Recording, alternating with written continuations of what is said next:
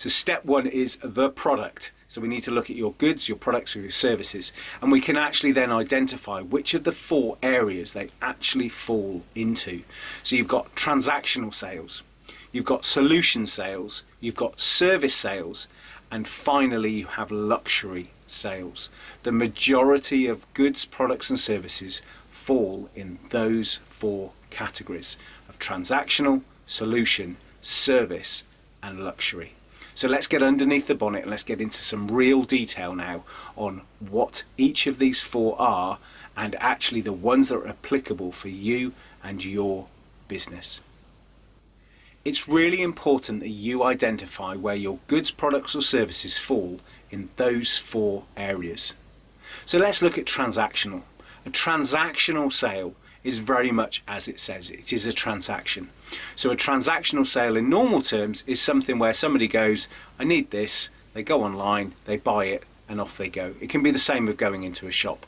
So for simple terms, if you think about going shopping in your local supermarket, you will go in, you know what you want to buy on a weekly basis. It's a transactional item. So you can go in, pick up a tin of beans, transaction, go to the till, pay the money. The same can be said online as well. There are transactional sales. You go online, you want to buy something, let's say you want to buy some hydraulic oil, you go online, you see the oil you want, you press the button and off you go. So it's a transaction. It's very transactional in terms of that.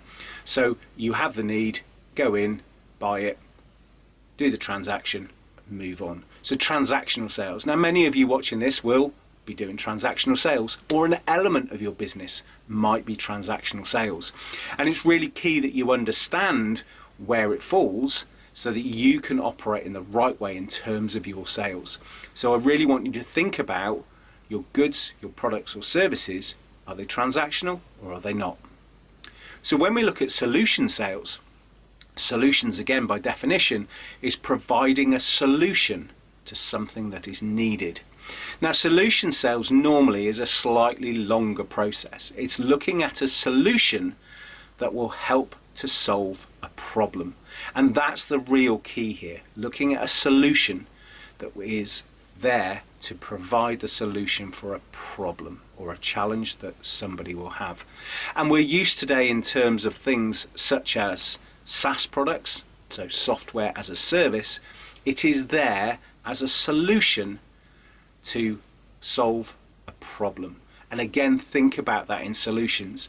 Now, many people might be selling a solution which is themselves, so from a consultancy perspective. They are there providing themselves as the solution to solving a problem. You can also then look into many different ways in many different industries about the solution to the problem.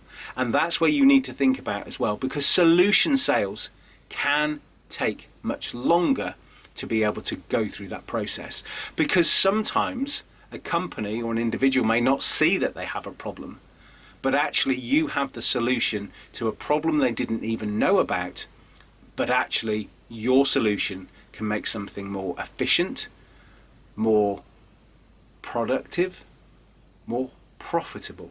So think about that in terms of solutions. Sometimes people have a need and they know exactly what they want. They're just looking for that solution.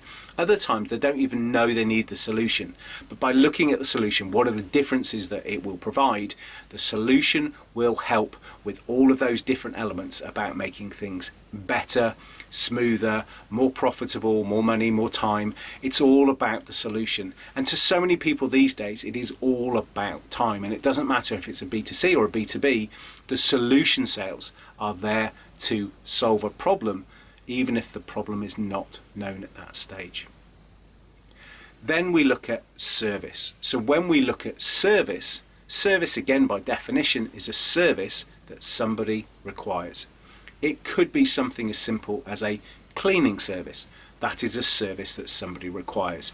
It could be a professional service, such as an accounting service that somebody needs. They need the service of an individual to work on something they need. And again, think about that in terms of yourself. Does your product, is it a service? Most probably not if you have a product. If you have goods or products, probably not. But if it's about you as an individual, or it's about a number of things coming together, then it may well be a service that you're providing. And again, the service is another way of selling in terms of the service, and we'll look at that as we go further through the course. But think about service. So are you providing a service, not a solution, not a transactional sale? Are you providing a service that is required? And then finally, we have luxury. And when we look at luxury, it is, again, by definition, a luxury product.